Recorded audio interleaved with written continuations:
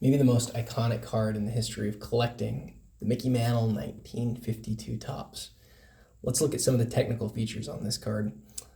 As you first look at the card, you'll probably first recognize the color is really fantastic.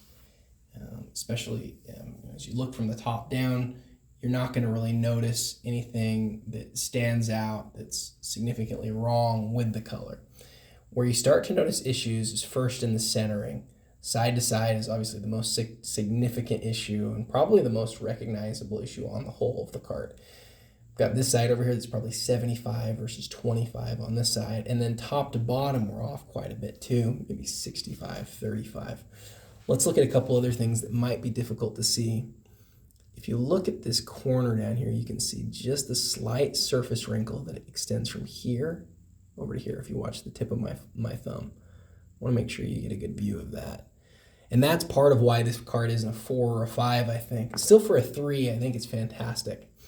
If you turn it around, that surface wrinkle is also present. If you get it in just the right light, you can see it.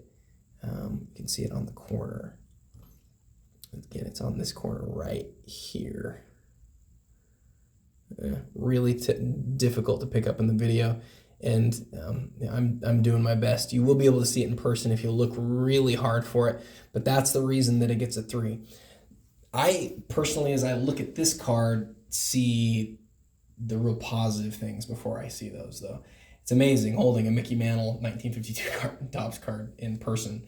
The fact that it's a little off-centered and that it's got a couple of surface wrinkles, I think taking it to a 3 feels about right. I would have been shocked to see it at a 3.5 or 4, but I think the grade's probably about right for this card. The most iconic of all baseball cards, one of the greatest cards ever made, the 1952 Topps Mickey Mantle. It's available now in the PWCC Premier Auction. Check it out.